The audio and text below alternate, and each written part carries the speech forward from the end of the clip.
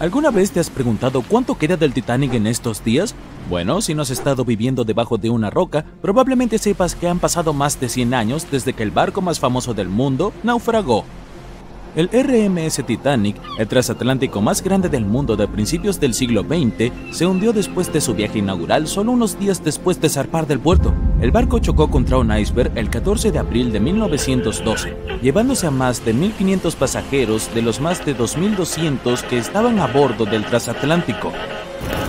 Por impactante que parezca, el Titanic tardó más de 3 años en construirse y solo 3 horas en hundirse. Hoy en día, la construcción del barco habría costado más de $210 millones. Fue visto por última vez en la superficie del Atlántico a las 2:20 de la madrugada, y durante muchas décadas nadie más lo volvió a ver. No fue hasta 1985 cuando el oceanógrafo Robert Ballard descubrió el paradero del barco, y algunas partes del Titanic volvieron a ser visibles. Uno de los primeros descubrimientos realizados por la expedición de Ballard fue que el barco se partió por la mitad antes de hundirse. Las primeras misiones exploratorias al fondo del océano, donde ahora se encuentra el Titanic, solo podían ver el casco y la cubierta del barco. Según Ballard, el objetivo principal de esta misión era comprender cómo evitar que las ruinas se deterioraran. Otro objetivo era recuperar la ingente cantidad de objetos personales esparcidos por el fondo marino. El explorador dijo más tarde que la vista allí abajo era tan impactante como conmovedora. En el campo de escombros que había alrededor del naufragio, el oceanógrafo descubrió muchos objetos pequeños y artículos personales, y llevó unos cuantos a la superficie. Había zapatos, algunos más elegantes que otros, piezas de ropa que pertenecieron a la tripulación, y también estaban las enormes hélices. Si en la superficie resplandecían y brillaban, en el fondo del océano estaban incrustados en la arena y cubiertos por ella. Ballard señaló que el área donde se esparcieron los utensilios de cocina medía más de 1,6 kilómetros de largo. Había suficientes platos, ollas y sartenes para llenar toda una cocina industrial. Por primera vez, la secuencia de animación en 3D revelan imágenes emocionantes. Las simulaciones muestran la evolución del Titanic desde que zarpó en 1912 hasta el estado actual de sus ruinas. Pero las simulaciones no fueron suficientes para el explorador de aguas profundas James Cameron, quien imaginó viajar al corazón del naufragio por primera vez en la historia del barco. Sí, el mismísimo James Cameron, que resulta ser el director de la famosa película sobre el transatlántico. Ya ha buceado 33 veces para visitar los restos del Titanic. Aquí tenemos algunas curiosidades divertidas para ti. El director dice que su verdadera pasión siempre ha sido el océano, y que desde niño quería estudiar el mar. Dirigir, digamos, resultó ser su trabajo diario, y cuando apareció la posibilidad de dirigir Titanic, dijo que sí, solo para poder ir a ver las ruinas del barco en la vida real. Ahora volvamos al naufragio. Según James Cameron, no fue suficiente que los investigadores accedieran solo al exterior del barco. Necesitaban entrar, analizar y fotografiar lo que quedaba de los pomposos interiores del otrora transatlántico más grande del mundo. Cameron pilotó un innovador vehículo robot equipado con cámaras. Ayudó a revelar espacios en el Titanic que nadie había visto antes desde que el barco tocó fondo. Los baños turcos, por ejemplo, aún tenían sus paredes de azulejos en pie, casi en su totalidad. Estos baños eran exclusivamente para los pasajeros de primera clase. Estaban situados juntos a la piscina y el comedor de tercera clase y fueron diseñados en el estilo morisco. Las personas que descansaban allí solían tener mantas y pedían a los meseros lo que necesitaran. Si las imágenes antes del desastre eran asombrosas, ahora tienen una arista diferente cuando todo lo que ves en ella está oculto debajo de la superficie del agua. Otro descubrimiento impactante fue el mástil del barco. Si miramos el Titanic, en su gloria previa al hundimiento, el mástil llamaba mucho la atención. Situado en la proa del enorme barco, el mástil mantenía unidos los cables de transmisión del sistema Marconi, un sistema de telegrafía inalámbrica. Allí también se encontraba la bandera mercante británica que ondeaba en el Titanic. El mástil estaba a una altura de un poco más de 30 metros y estaba equipado con un nido de cuervo. Hoy en día, el mástil está irreconocible. Invadido por la corrosión, se derrumbó. El nido del cuervo también se rompió. Ahora podemos ver por qué el Titanic de hoy en día es un verdadero tesoro para los exploradores. Pero como los restos del barco se encuentran a una profundidad aproximada de 3.800 metros, la luz del sol es inexistente allí. Por lo tanto, las misiones pilotadas dependen de equipos tecnológicos de alta gama para inspeccionar el área. ¿Por qué crees que el Titanic desapareció de la vida del público durante más de 70 años? Bueno, porque en ese momento la tecnología no era lo suficientemente avanzada como para que la gente bajara allí y trajera buenas imágenes del naufragio. Los cineastas fueron los que impulsaron esta tecnología al intentar filmar bajo el agua. Comenzaron construyendo cajas para poner sus cámaras dentro y ahora la fotografía de aguas profundas es muy avanzada y nos permite disfrutar de las maravillas de la vida submarina. Por supuesto, tomar fotografías bajo el mar no es tarea fácil. Por un lado, para soportar esa increíble presión, los submarinos deben ser realmente fuertes y tener paredes gruesas, de no menos de 28 centímetros. Además, los exploradores deben saber cómo filmar y fotografiar cuando casi no hay luz. Había otra cosa que hizo que documentar el Titanic fuera aún más difícil. Cuando los científicos encontraron el barco, estaba cubierto de bacterias de color rojo que dificultaban aún más tomar buenas fotografías. Da la casualidad de que el color rojo no se refleja bien bajo el agua, lo que es muy lamentable para los fotógrafos. Por esta razón, los vehículos operados por humanos que bajan a recorrer las ruinas están equipados con potentes dispositivos de iluminación. Cuando ves algunas partes del barco desde lejos, parece como si hubiera cera de color marrón rojizo goteando sobre las ruinas del Titanic. Pero en realidad, estas estructuras con forma de carámbano son colonias de microorganismos. Cuando el barco se hundió, trajo consigo una enorme cantidad de bacterias que antes no existían en el fondo del océano. Pero ahora, estas bacterias, junto con las condiciones extremas del fondo del océano, se han convertido en una combinación desastrosa para las ruinas del barco. Estas colonias rojas de microorganismos en realidad se alimentan de hierro y acero, que es básicamente todo lo que queda del Titanic. Algunos de estos microorganismos son unas bacterias llamadas Holomonas titanicae. Pueden comer hasta 100 kilogramos de hierro por día. Esto hace que el Titanic sea una fuente de alimento colosal para ellas. Ha habido muchas especulaciones sobre la esperanza de vida de los restos del barco, después de que los investigadores descubrieron este extraño óxido. Pero, según Cameron y su equipo de investigación, el Titanic no se va a desintegrar pronto. En una de las últimas expediciones a la zona del naufragio, se financió un vehículo pilotado para identificar específicamente un camarote. Perteneció a un pasajero muy importante, Sir Benjamin Guggenheim. Sí, como el museo. Guggenheim era hijo de un magnate de la minería y miembro del grupo de élite que abordó el viaje transatlántico del Titanic. Nacido en Filadelfia, Guggenheim viajaba de regreso a Estados Unidos, pero como todos sabemos, nunca llegó a su destino. Con un precio que oscilaba entre 400 y 800 libras en 1912, que es el equivalente a 84,000 libras hoy en día, se podía reservar un alojamiento que se llamaba camarote. Los camarotes del Titanic eran el tipo más lujoso de habitaciones de primera clase. Estaban ubicados en las cubiertas B o C y estaban decorados en más de 11 estilos diferentes, como Jacobeo, Giordano, Renacimiento italiano y la lista continúa. Estas habitaciones estaban llenas de paneles tallados y marcos hechos de maderas exóticas, como caoba, roble, etc. Guggenheim ocupó una de estas lujosas habitaciones y 100 años después, uno de sus descendientes financió toda una misión solo para localizar el camarote exacto en el que se había alojado el hombre. Esta expedición se convirtió en un documental para National Geographic y lograron identificar qué camarote era el de Guggenheim, así que felicitaciones para ellos. A las 11:40 p.m., el Titanic hizo contacto con un iceberg en el Océano Atlántico Norte. Se encontraron y restauraron muchos artefactos, como partes del barco, joyas y platos, por nombrar algunos. La embarcación tardó aproximadamente 3 horas en sumergirse por completo en las remotas aguas heladas. La noche era fría y muy viva. La orquesta tocaba música y encantaba a los invitados a bordo. Todos estaban emocionados de llegar a los Estados Unidos. Todavía se consideraba una hazaña increíble que un barco cruzara el Atlántico en 1912. Pero a medida que avanzaba el día, había una atmósfera de fatalidad inminente para el capitán y su tripulación. Sin embargo, nadie más lo sintió. Les parecía que nada podía salir mal y que esta sería otra noche normal. Para ellos, el Titanic era insumergible. Lo último que piensas cuando piensas en el Titanic es en la tripulación del correo. Sí, Había carteros a bordo entregando correo a los Estados Unidos. Puede parecer una ocupación bastante mundana, pero había que pasar una prueba muy dura para ser aceptado a bordo, y solo unos pocos candidatos principales calificarían, y esos pocos serían preseleccionados y aceptados.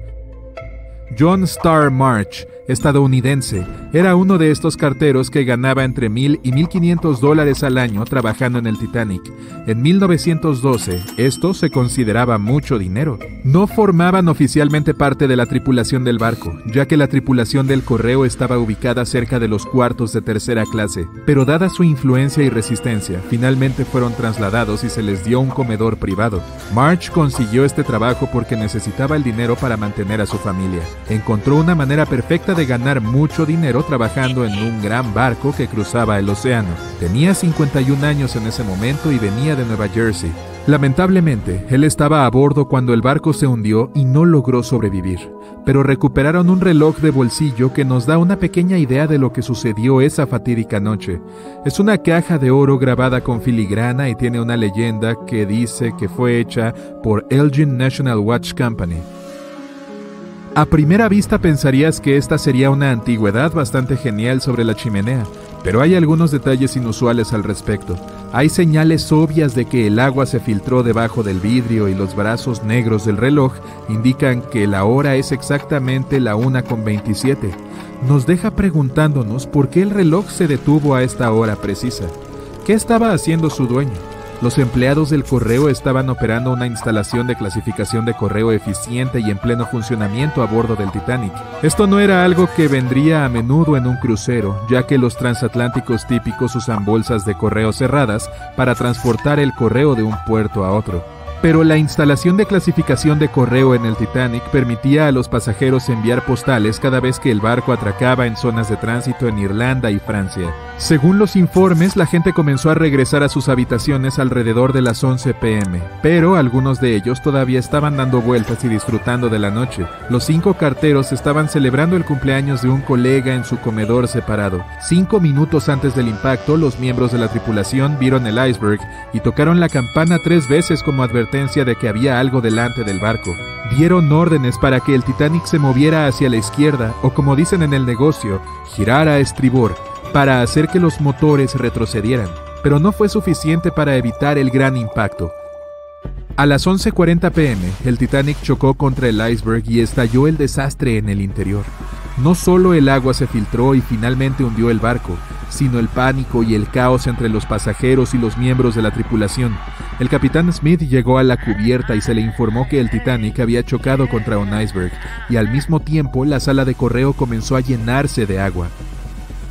Sabemos que el barco de 268 metros se sumergió por completo alrededor de las 2:20 a.m., con 706 sobrevivientes. El tiempo entre el impacto y el hundimiento fue realmente accidentado. A medianoche comenzaron a preparar los botes salvavidas para la evacuación de los pasajeros. Se dieron órdenes para que mujeres y niños abordaran los botes con algunos tripulantes para guiarlos y operarlos.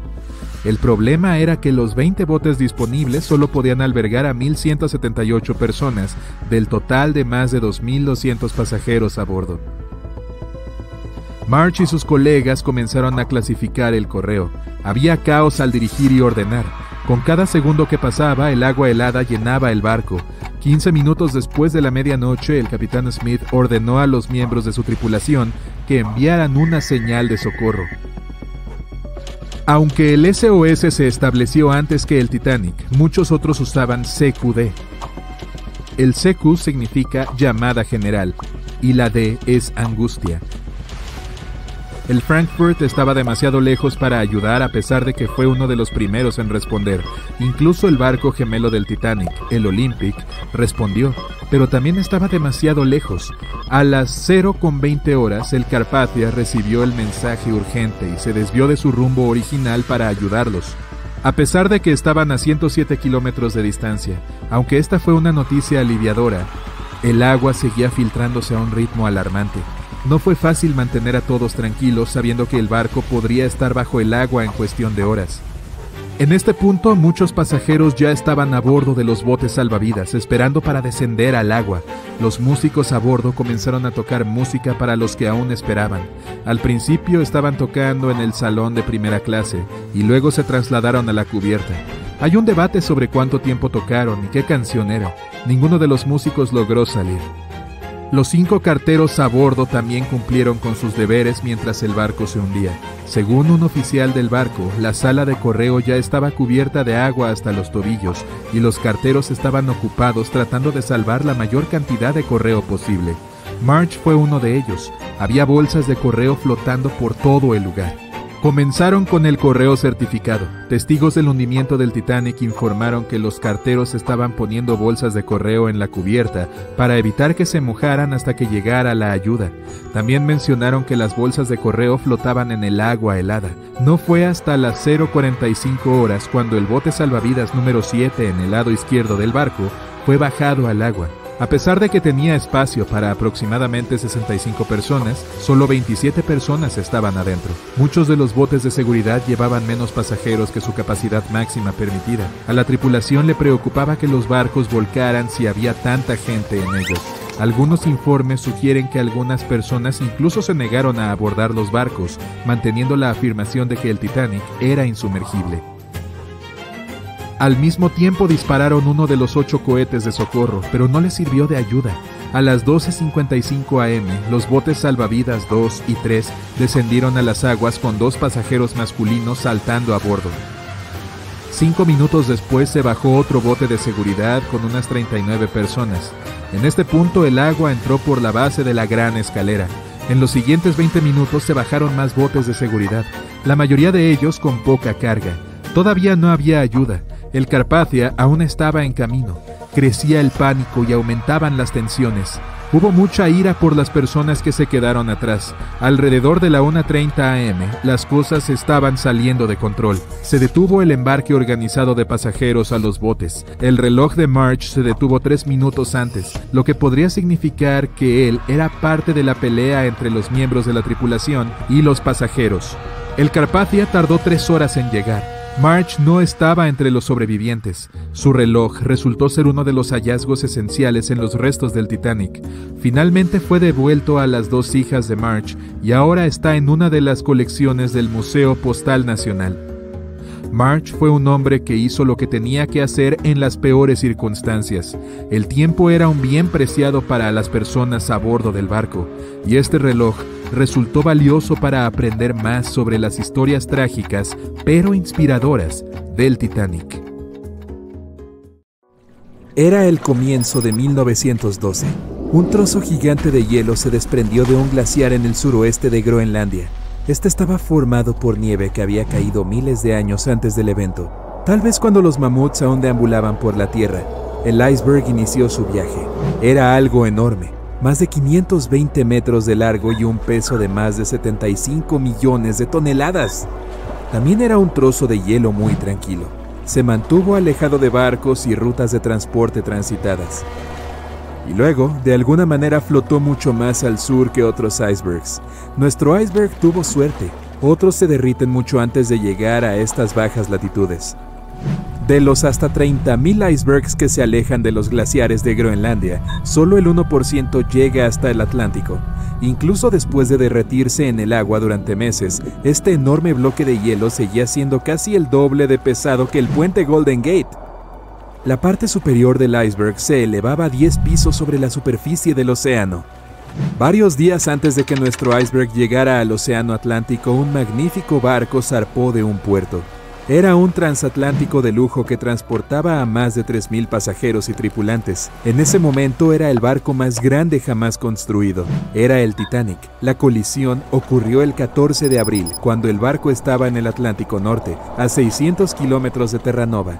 Incapaz de desviar su curso, el barco sufrió la rotura de al menos 5 de sus compartimientos de casco. comenzaron a llenarse de agua a una velocidad alarmante. Los compartimentos del Titanic no estaban tapados en la parte superior. Es por eso por lo que el agua se filtró y comenzó a inundar a cada uno de ellos. La parte delantera del barco comenzó a hundirse, lo que provocó que la parte trasera se elevara verticalmente en el aire, y luego, con un rugido ensordecedor, el revestimiento se partió por la mitad.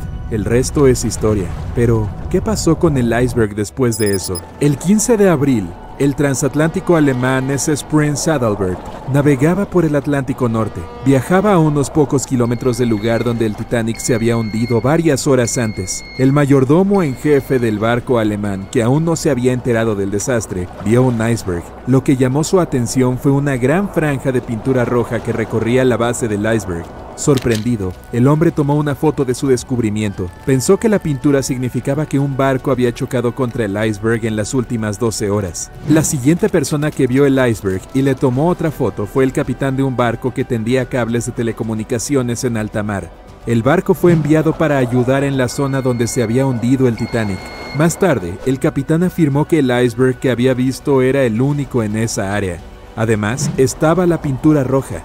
No era difícil conectar los puntos. En 2015 una de estas fotos se vendió en una subasta por más de $32,000. Y aún así, los expertos no están seguros de si la imagen realmente muestra el infame bloque de hielo. Podría ser un simple iceberg que había estado flotando cerca en ese momento. El gran barco insumergible había desaparecido, hundiéndose hasta el fondo del Atlántico Norte, donde permanece hasta el día de hoy. Pero el iceberg continuó su camino, dejando perplejos a algunos testigos y derritiéndose lentamente en el agua circundante. Desaparecería por completo antes de fin de año. John miraba incrédulo mientras se alejaba en un trozo de madera. En las gélidas aguas del Ártico, se iba lentamente. Contempló el barco en el que había trabajado y vivido mientras elevaba su enorme proa hacia el cielo, y luego se partió por la mitad, provocando un sonido que solo un rayo podría reproducir. Consternado y aturdido, creía que él, y solo él, conocía la oscura verdad que se escondía tras la desaparición del insumergible barco, el Titanic. 5 días antes, mientras este zarpaba en su viaje inaugural, John trabajaba duro junto con sus compañeros en la carbonera, almacenando el carbón para alimentar el poderoso horno del Titanic. Habían abastecido y almacenado más de lo que John había visto en cualquier otro barco en el que hubiera trabajado. Pero este era el Titanic, el más grande que jamás había surcado los mares. En él, nunca podía haber demasiado carbón. Cuando salieron de Belfast y se dirigieron a Southampton, hubo un gran estruendo bajo la cubierta que pasó desapercibido. El horno rugía y las turbinas giraban, empujando el Titanic hacia adelante a un ritmo acelerado. La tripulación vitoreaba mientras el buque avanzaba, sin percatarse del fuerte ruido concerniente. Al llegar a Southampton, Greg subió a bordo entre otros cientos de pasajeros. Con 13 años en el mar, su amplia experiencia incluía el papel de contramaestre en 6 barcos anteriores. Preparado para un nuevo reto a bordo del mayor navío jamás construido, estaba deseando afrontar el siguiente desafío de su carrera. Greg venía con una gran experiencia, especialmente en la navegación por el Ártico. Su papel era vital dentro de la tripulación, conocer los mares que rodean el Polo Norte. Sería un vigía clave cuando se dispusieran a cruzar la peligrosa trayectoria del callejón de los icebergs. Greg tenía algunas preocupaciones con respecto al viaje. La órbita de la Tierra estaba notablemente cerca del Sol y de la Luna, lo que provocaba mareas más altas. Esto haría que los icebergs fueran más prominentes, alejándolos más hacia la ruta del Titanic en su viaje a Nueva York. Al evaluar la torre de vigilancia e inspeccionar el equipo disponible, Greg no encontró binoculares. Esto le preocupó, pero los marineros se limitaron a reírse de él. «Si en la cubierta faltan cubitos de hielo, seguro que atravesamos un iceberg para reabastecernos», se rió un marinero. Greg no compartía este sentimiento. Ansioso por saber por qué los habían dejado sin equipo en una función tan vital en el barco, Greg preguntó más. Lamentablemente, el oficial que tenía las llaves del armario de suministro de binoculares había sido apartado de la tripulación en el último momento. Greg no podía creer que se hubiera pasado por alto algo tan importante. Para un barco tan poderoso y con tanta gente a bordo, cruzando en una ruta particularmente peligrosa, esto no tenía sentido. Pero como no quería ser multado por irrumpir en la propiedad del barco, Greg lo dejó pasar, esperando que no necesitaran los binoculares. Al final, si se detectaban icebergs, se haría una llamada de aviso al capitán, informando de cualquier preocupación.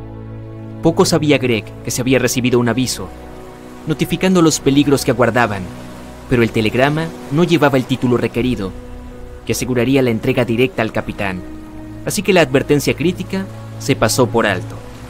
John y su tripulación bajo cubierta se prepararon para la partida, avivando los motores. Notó una esencia de escape espesa, demasiado pesada para lo que se esperaría de los hornos.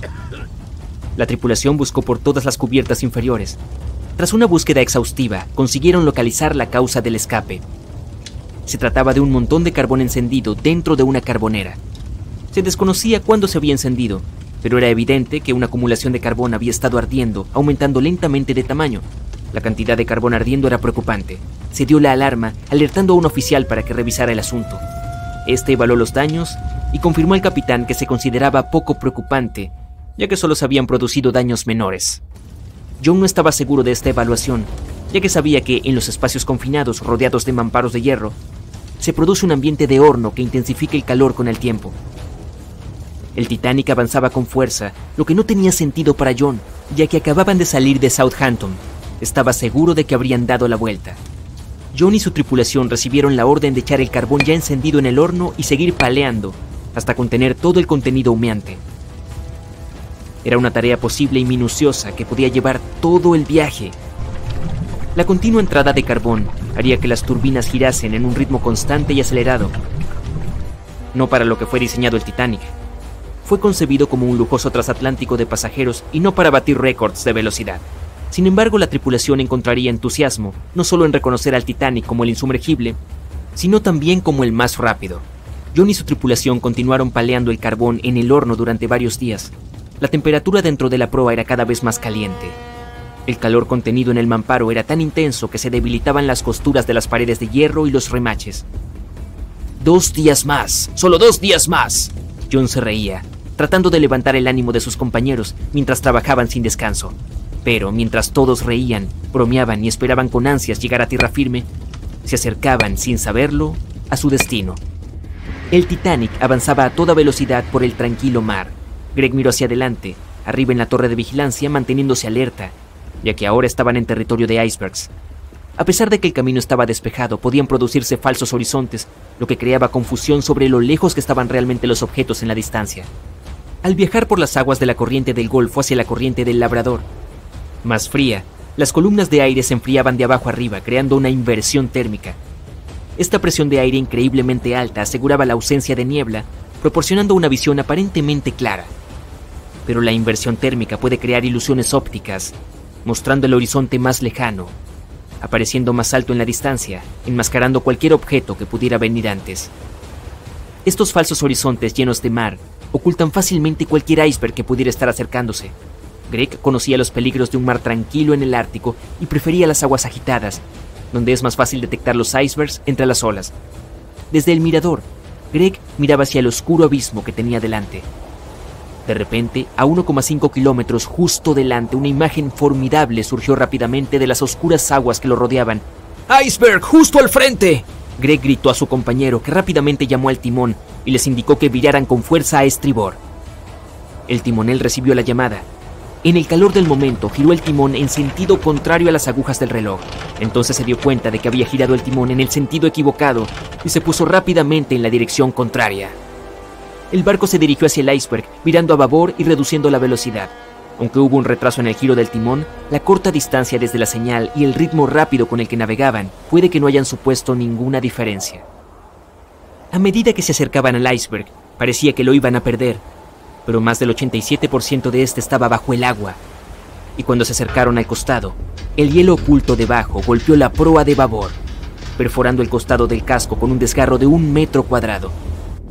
El barco se agitó y todos a bordo se dieron cuenta de que algo estaba mal. Entre la confusión y el miedo, no se dieron cuenta de los daños. Mientras se orientaban, 6 de los 16 compartimientos se llenaban rápidamente de agua de mar. El casco solo podía soportar que se llenaran 4 compartimientos antes de hundirse. El tiempo corría mientras el Titanic descendía a las profundidades. El debilitado mamparo con pilares y remaches de acero calentados se rompió bajo la presión y el repentino cambio de temperatura del agua helada. Se dio la orden de abandonar el barco. Se prepararon los botes salvavidas para ser liberados mientras enviaban señales de ayuda a los barcos cercanos. El operador de radio estaba sentado, llamando constantemente a un barco cercano que había estado en contacto con el Titanic recientemente. Hubo una comunicación constante con este barco durante los últimos días, proporcionando avisos de icebergs desde que el Titanic partió de Southampton. El último mensaje de advertencia recibido fue hace apenas una hora. Al recibir el último aviso, el operador respondió ignorantemente: «Cállate», dando por sentado que sus avisos de icebergs no tenían sentido. Tras esta desafortunada respuesta, el barco apagó su radio y guardó silencio.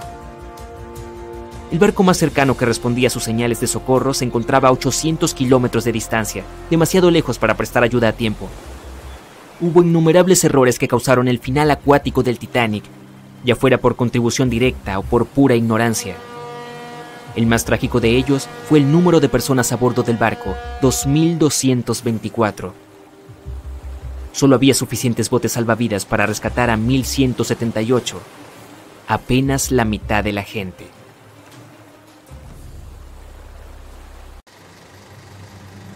Es el 10 de abril de 1912, un soleado día de primavera. Eres uno de los pasajeros de primera clase a bordo del Titanic. Justo cuando el barco está a punto de partir de Southampton, imagina la emoción de todos, el aire fresco de primavera, los sonidos del mar. Estás paseando por la cubierta más alta del Titanic cuando ves varios botes salvavidas. Cuando empiezas a contarlos, recuerdas la capacidad del barco. Es de poco más de 3.000 personas. Espera, ¿hay suficientes botes salvavidas para todos a bordo? Veamos los números. El Titanic podría llevar un total de 64 botes salvavidas. Un número que fácilmente podría haber ayudado a salvar a todos los pasajeros a bordo. El diseñador en jefe, Alexander Carlisle, planeó equipar el barco con 48 botes salvavidas, pero el Titanic terminó con solo 20. El hecho de que este número de botes salvavidas no fuera suficiente para todos los pasajeros no era ilegal en ese momento. Esto se debió a que la cantidad de botes salvavidas requeridos se calculó en función del tonelaje de un barco, no de su capacidad de pasajeros. Hablando del Titanic, esta cantidad de barcos se eligió por razones estéticas, para que las cubiertas lucieran menos atestadas para los pasajeros de élite y clase alta. Después de que se tomó la decisión final sobre los botes salvavidas, Carlisle renunció a su trabajo. Los paseos de los pasajeros por las cubiertas del Titanic eran agradables a la vista, pero ¿valían la pena? En 2012, un siglo después del naufragio, se descubrieron nuevos documentos relacionados con la escandalosa falta de botes salvavidas. Parece que un inspector de seguridad llamado Maurice Clark propuso agregar al menos 10 botes salvavidas 5 horas antes de que el barco zarpara. Pero como los dueños del barco querían salir a tiempo, su petición fue pasada por alto.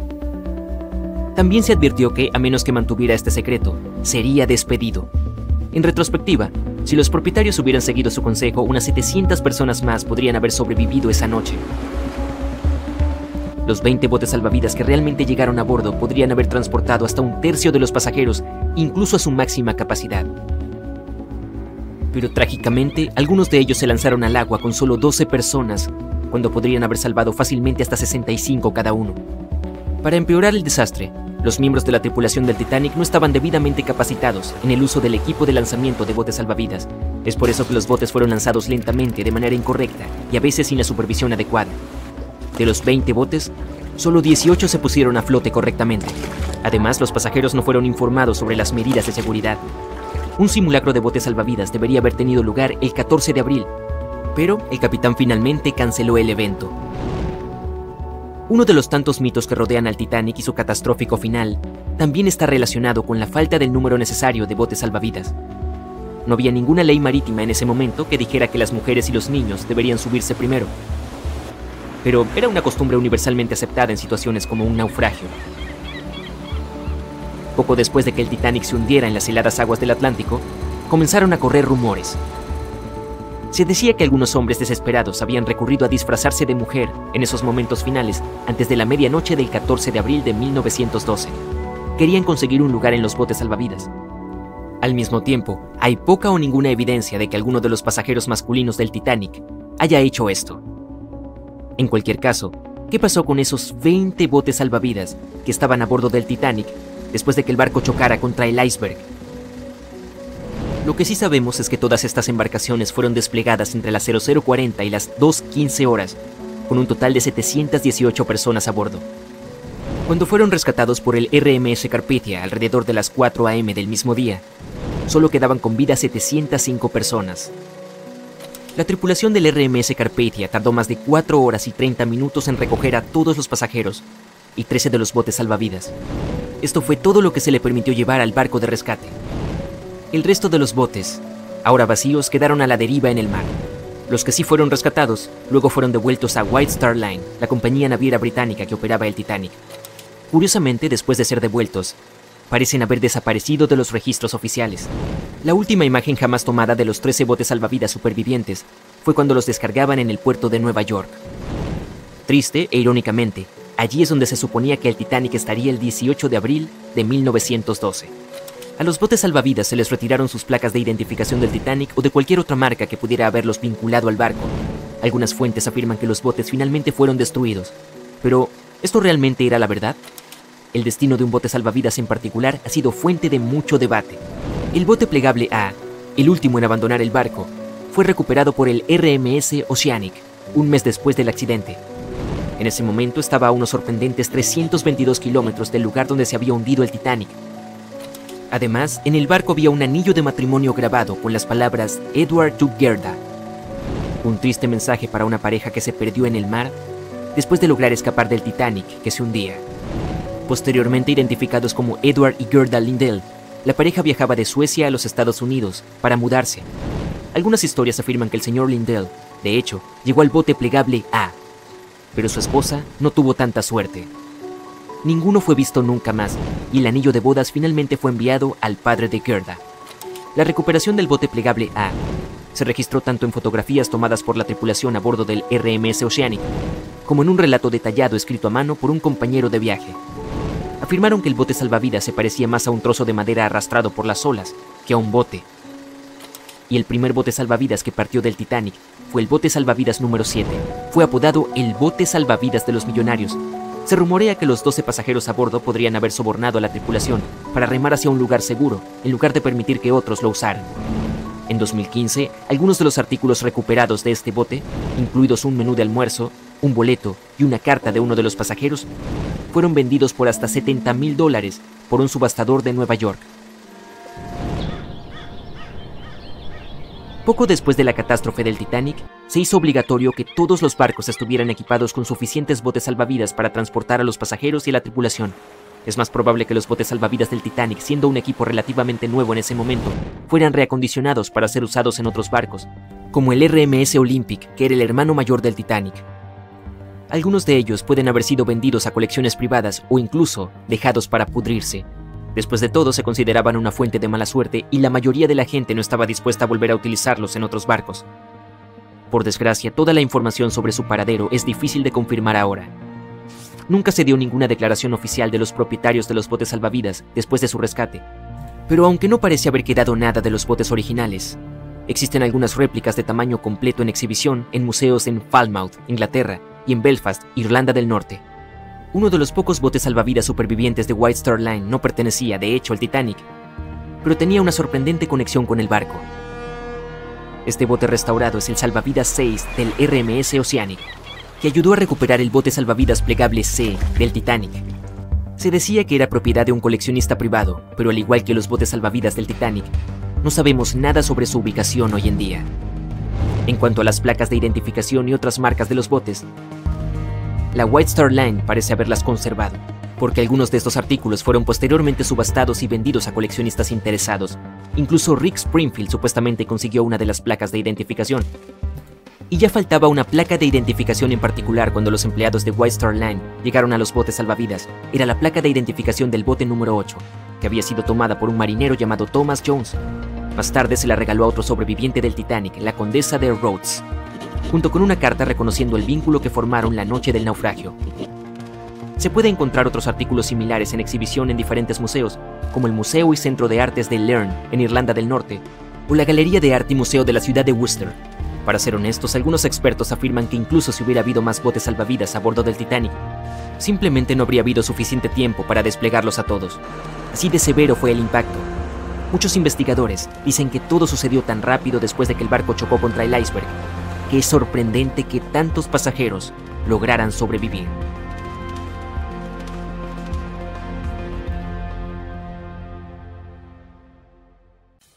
14 de abril de 1912. La noche oscura se llenó de horribles sonidos de un recipiente de metal gigante que se partía en dos. El barco más grande de esa época chocó con un iceberg que se encontraba en su camino. El Titanic, una de las historias más grandes del siglo XX, de las que la gente todavía habla. El lado de estribor del barco gigante rozó el iceberg. Eran las 11:40 p.m., cuando las cosas empezaron a ir mal. Ese iceberg causó suficientes daños como para que al menos 5 compartimientos del casco comenzaran a llenarse de agua.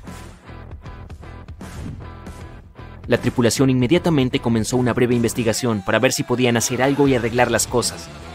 No tenían a nadie en quien confiar, solos en la oscuridad de la noche fría, lejos de la tierra. El Océano Atlántico Norte, a unos 644 kilómetros al sur de Newfoundland, Canadá, necesitaban tiempo para descubrir cómo llevar a las personas a un lugar seguro. Tuvieron algo de tiempo, cierto, pero no suficiente. Si viste la película, sabes que el barco no se hundió inmediatamente después de que apareciera esa fatalidad helada. Todo el proceso duró unas 2 horas y 40 minutos. Pero la situación era difícil. Había 2.200 personas a las que cuidar, incluidos tripulantes y pasajeros, y las cosas que sucedían en el barco eran caóticas. El diseñador jefe, Thomas Andrews, pronto se dio cuenta de que no podrían mantenerse a flote. A medianoche, toda la tripulación había comenzado a preparar los botes salvavidas para el lanzamiento. Tenían 20 botes con espacio para solo 1.178 personas, que era solo un poco más del 50% de las personas a bordo. La orden era poner a salvo a las mujeres y los niños primero. Los tripulantes estaban allí para remar y guiar los botes. La escena durante las siguientes 2 horas comenzó a escalar gradualmente. Los miembros de la tripulación tenían la tarea de despertar a los pasajeros y advertirles de que algo malo estaba pasando. Querían colocarlos en una flota de botes salvavidas lo antes posible. A las 12:15 am, algunos tripulantes enviaron una señal de socorro. Un barco de vapor llamado Frankfurt fue uno de los primeros que recibió el mensaje y respondió, pero estaban a unas 170 millas náuticas de distancia. Algunos otros barcos también recibieron el mensaje y ofrecieron su ayuda, pero lamentablemente también estaban demasiado lejos. A las 12:20 am, el transatlántico Carpathia de Cunard recibió una señal de socorro del Titanic y cambió su rumbo de inmediato. Estaba a 58 millas náuticas de distancia en ese momento y les tomaría más de 3 horas llegar allí. 20 minutos después, la tripulación bajaba el primer bote salvavidas. Llevaba solo 27 pasajeros, aunque tenía espacio para 65. Muchos de los botes salvavidas que se lanzaron primero estaban muy por debajo de su capacidad. Los miembros de la tripulación estaban preocupados, pensando que los cabrestantes no podrían sostener un bote salvavidas completamente cargado, y al principio muchos pasajeros tenían demasiado miedo de abandonar el barco. Todavía pensaban que el Titanic era insumergible y no podían imaginar el escenario que sucedería 1 o 2 horas después. La tripulación disparó el primero de 8 cohetes de socorro, pero fracasó. Nadie estaba lo suficientemente cerca para ayudar. A la 1:20 am bajaron 10 botes salvavidas. El número 8 tenía solo 28 personas en él. Uno de los pasajeros del número 10 era Milvina Dean, de 9 semanas. Más tarde se convertiría en la última superviviente que vivió hasta 2009 y cumplió 97 años. Ya eran las 2 am. 3 de los botes plegables eran los únicos botes salvavidas que quedaban en el barco. La proa se había hundido hasta el fondo y se había inclinado muy por debajo de la superficie. Las personas a su alrededor ahora podían ver claramente las hélices de popa sobre el agua. La tripulación estaba bajando el bote salvavidas plegable D desde el techo de las habitaciones de los oficiales con más de 20 pasajeros en él. Cuando la proa del barco se hundió, el agua arrastró el plegable A de la cubierta. Esas 20 personas luchaban porque su bote estaba parcialmente lleno de agua. Cuando los miembros de la tripulación intentaron soltar el plegable B, se cayó. Antes de que lo enderezaran, el agua lo barrió del barco. 30 pasajeros lograron encontrar seguridad en el bote salvavidas volcado. A las 2:17 am, el operador inalámbrico del barco decidió transmitir una última llamada de socorro. Un minuto después, la luz del barco finalmente se apagó. El Titanic y todos los que quedaban a bordo se sumergieron en la oscuridad. La proa continuó hundiéndose y la popa se elevaba más sobre la superficie, lo que ejercía una gran presión sobre la sección media. Sonidos horribles llenaban la noche. El Titanic, este enorme barco legendario en el que tanta gente depositaba sus esperanzas y entusiasmo, se partió en dos, entre el tercer y el cuarto embudo. Los informes especularían que la sección de proa tardó unos 6 minutos en llegar al fondo del océano. La popa volvió a sentarse en el agua antes de volver a elevarse a una posición vertical. Permaneció en esta situación hasta que finalmente desapareció en el océano. A las 2:20 am, la popa aparentemente retuvo aire en el interior y la presión del agua la aplastó a medida que bajaba. La popa aterrizó a unos 610 metros de distancia de la proa. La gente consideraba al Titanic como el barco más rápido del mundo. Pensaron que era insumergible porque 4 de sus compartimientos podían inundarse, y eso aún no causaría una pérdida crítica de flotabilidad. Su vida fue problemática desde sus inicios. Mientras el barco salía del puerto, se movió a medio metro de otro barco llamado New York. Se las arregló para pasar de forma segura, lo que fue un gran alivio para todos los pasajeros preocupados que se amontonaban en las cubiertas. El Titanic zarpó el 10 de abril. Su primer viaje fue a través de la altamente competitiva ruta del Atlántico. En la fecha del lanzamiento, el Titanic se convirtió en el objeto móvil más grande en la historia de la humanidad. 269 metros de largo, 28 metros de ancho. No tan grande si lo comparas con los barcos actuales. El crucero más grande del mundo en la actualidad es el Symphony of the Seas de Royal Caribbean, que tiene aproximadamente 5 veces el tamaño del Titanic. Si pones esa nave en posición vertical, sería casi tan alta como el Empire State Building, que mide 380 metros sin antenas. Pero el Titanic fue una gran atracción en su época. En un momento de su viaje, se detuvieron en Francia, luego de lo cual hicieron otra escala en Irlanda. Una vez que los últimos pasajeros abordaron, el enorme barco partió a toda velocidad hacia su destino final, la ciudad de Nueva York. 4 días después del inicio de su travesía, el Titanic no logró desviar su rumbo de un enorme iceberg. La historia que todos conocemos. Solo sobrevivieron 700 personas, y la mayoría eran mujeres y niños. La noche era extremadamente fría. 1 hora y 20 minutos después de que el Titanic se hundiera en el fondo del océano, los sobrevivientes ni siquiera estaban seguros de que alguien viniera a salvarlos. Por fin vieron una luz. Se trataba del Carpathia viniendo hacia ellos. Vinieron por la gente en los botes salvavidas. La tripulación los subió a bordo y sacó del agua a un puñado de pasajeros. Muchos barcos intentaron ponerse en contacto con el Titanic unas horas después de que se hundiera. Sus mensajes nunca fueron devueltos. Más tarde, cuando hubo una investigación sobre lo que realmente sucedió, descubrieron que el transatlántico Californian de Leyland había estado a menos de 32 kilómetros de distancia cuando el Titanic se estaba hundiendo, pero la tripulación no escuchó las señales de socorro provenientes del Titanic porque su operador de radio no estaba de servicio. Países de ambos lados del Atlántico quedaron conmocionados y horrorizados al conocer los detalles de lo ocurrido con el Titanic. Decidieron hacer cambios en las operaciones de los barcos, reglas que ayudarían a evitar tales eventos en el futuro. Celebraron la primera Convención Internacional para la Seguridad de la Vida Humana en el Mar, donde adoptaron reglas para que los barcos tuvieran botes salvavidas para cada pasajero a bordo. Además, los simulacros de botes salvavidas se hicieron obligatorios. También decidieron establecer una patrulla internacional de hielo. Su función principal era monitorear los icebergs en las rutas de navegación del Atlántico Norte. Los barcos también necesitaban mantener una vigilancia por radio las 24 horas. El Titanic no se construyó solo. Debido al tamaño de este magnífico barco y todo el equipo nuevo que requería, habría sido demasiado caro como único barco, por lo que el equipo construyó el Titanic junto con 2 barcos hermanos, y ambos tuvieron vidas llenas de acontecimientos. RMS Olympic llegó primero. Fue lanzado en 1910 y durante todo un año fue el transatlántico más grande del mundo. El Britannic fue otro barco gemelo que navegó durante un tiempo antes de que también terminara en el fondo del océano. Pero solo el Titanic se convirtió en leyenda y en uno de los casos más fascinantes de la historia moderna. El 10 de abril de 1912, el RMS Titanic zarpó de Inglaterra. Pero esa no era la presentación de un barco normal. El Titanic fue el transatlántico más grande jamás construido en ese momento. Tenía 270 metros de largo, casi el tamaño de 3 campos de fútbol.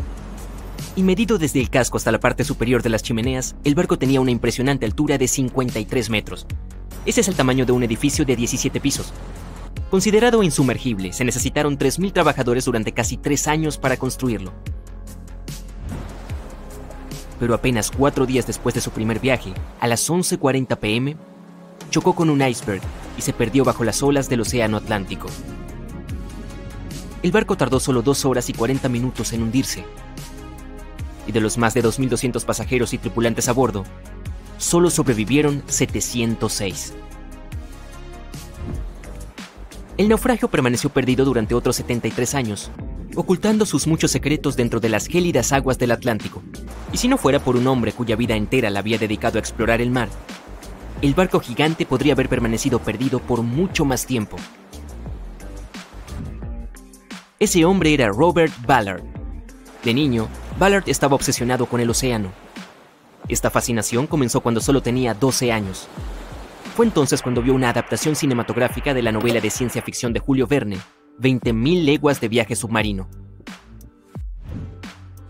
Lo tenía todo para despertar la imaginación de un joven, desde aventuras y extrañas criaturas hasta un poderoso vehículo submarino llamado Nautilus. Podría viajar a cualquier lugar del mundo al que quisiera ir. A partir de ese momento, la vida en tierra firme ya no estaba en el futuro de Ballard. Cuando tenía 23 años, fue asignado al grupo de inmersión profunda. Allí, ayudó a desarrollar técnicas para buscar en el fondo del océano.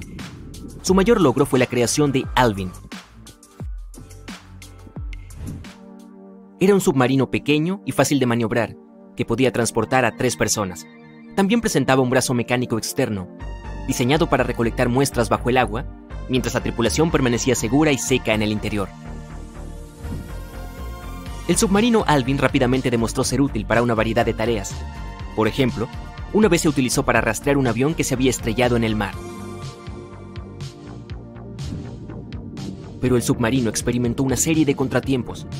En un caso, fue atacado por un pez espada, lo que provocó que resurgiera rápidamente. El animal, aún atrapado en la parte exterior del submarino, se convirtió en la cena de esa noche. Y en octubre de 1968, el submarino estaba siendo sumergido en el agua cuando los cables que lo sujetaban se rompieron, enviándolo al fondo del océano junto con 3 miembros de la tripulación a bordo. Y debido a que el pequeño aparato todavía estaba abierto, inmediatamente se llenó de agua y rápidamente comenzó a hundirse. Afortunadamente, la tripulación logró escapar, pero Alvin ya no estaba. El mal tiempo obstaculizó múltiples intentos de recuperar la embarcación. No fue hasta el año siguiente que finalmente fue devuelto a la superficie. Con el tiempo, Alvin mejoró. Su casco fue fortalecido con titanio, lo que le dio una calificación de profundidad más alta, haciéndolo aún más adecuado para la exploración oceánica.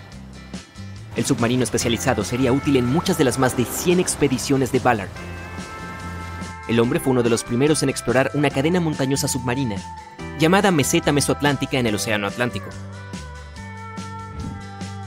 Cuando encontró respiraderos térmicos en el Rift de Galápagos a finales de los años 70, ayudó a descubrir y documentar el proceso de quimiosíntesis. Esa es una síntesis química complicada de la energía de los alimentos por parte de las bacterias. Pero su mayor descubrimiento aún estaba por llegar. Ballard afirmó que nunca había sido un fanático del Titanic, pero eventualmente se obsesionó con encontrar el barco, después de ver a otros exploradores intentarlo y fallar. Como él dijo, el Titanic era claramente el gran monte Everest en ese momento. Muchos otros lo habían intentado, muchos que pensé que habrían tenido éxito o que deberían haberlo tenido, pero no lo lograron. Ballard comenzó a pensar en encontrar el barco ya en 1973. Y 4 años después, lo intentó. Usó el buque de salvamento de aguas profundas Seaprobe, que era un buque de perforación equipado con cámaras y sonar.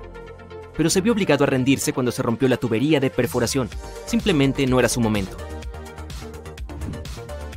A principios de los años 80, un petrolero de Texas llamado Jack Grimm intentó encontrar los restos del naufragio en 3 ocasiones diferentes.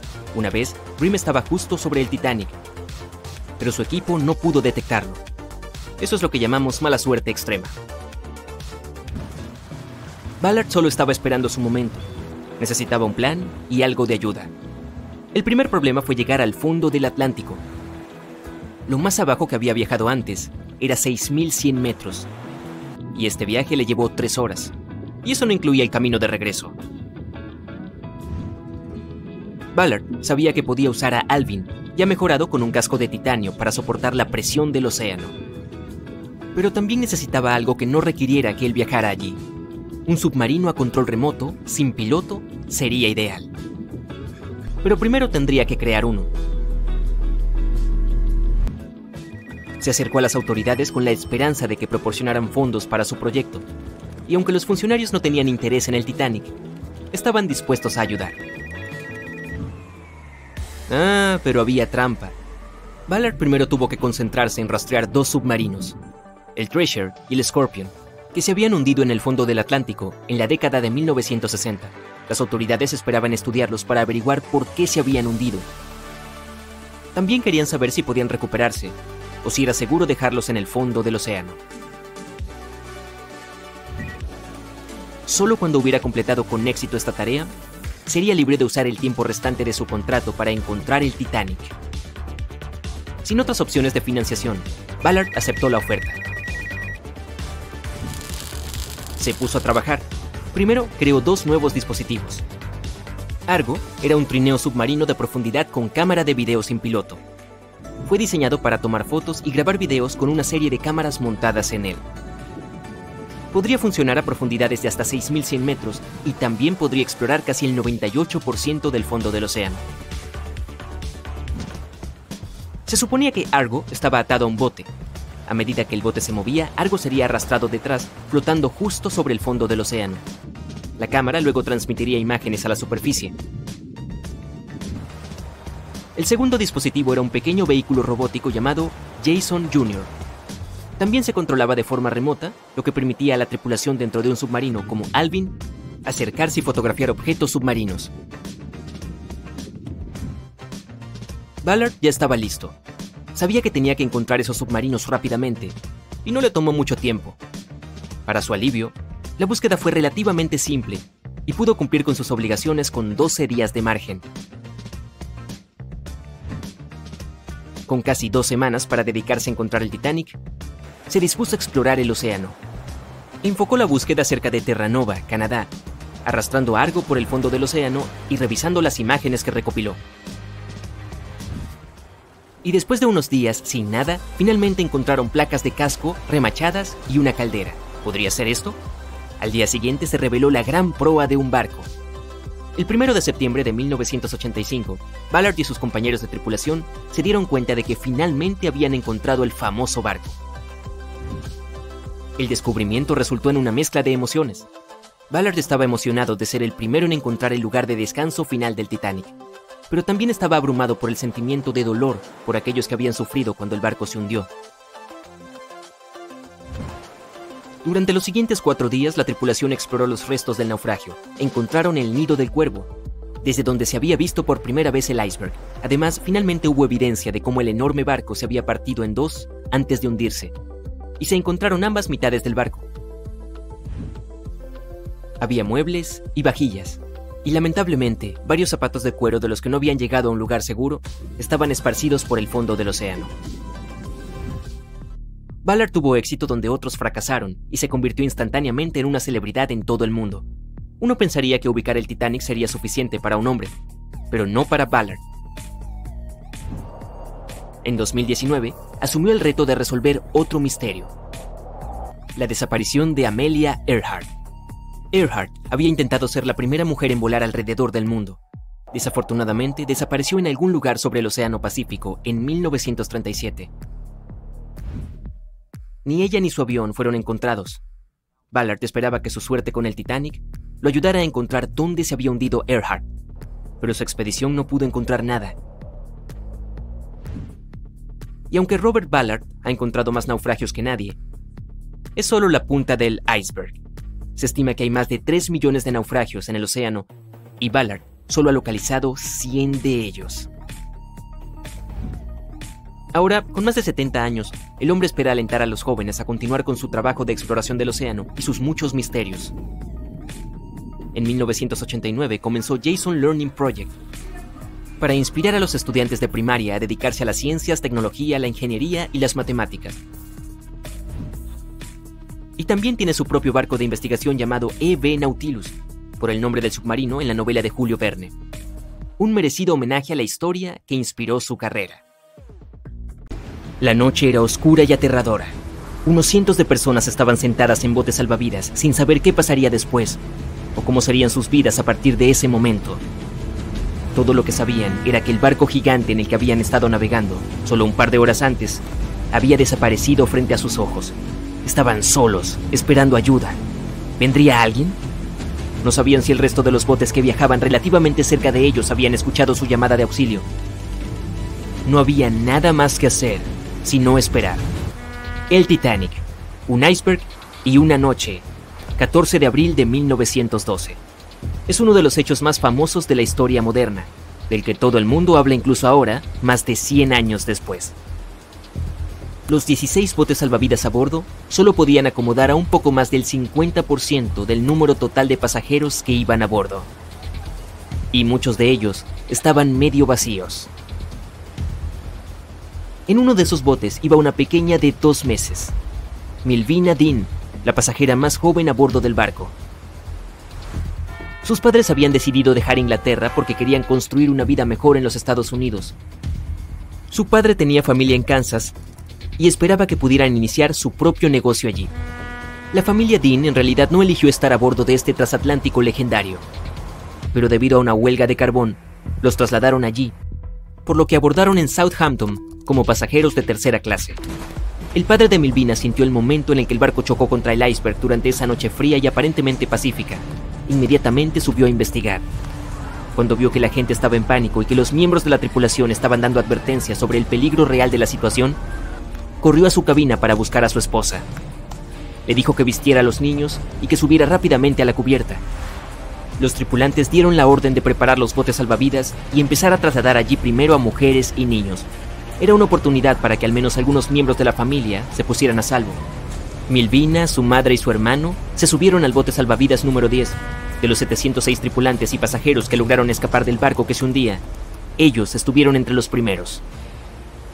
Más tarde, el transatlántico llamado Carpathia escuchó su llamada de ayuda, vino por los pasajeros y los llevó hasta Nueva York.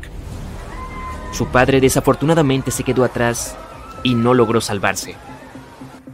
Milvina creció en Ashurst, Inglaterra, un lugar que no estaba lejos de donde había zarpado el barco. Pasó su vida trabajando como secretaria y asistente en pequeñas empresas en Southampton. Y nunca se casó.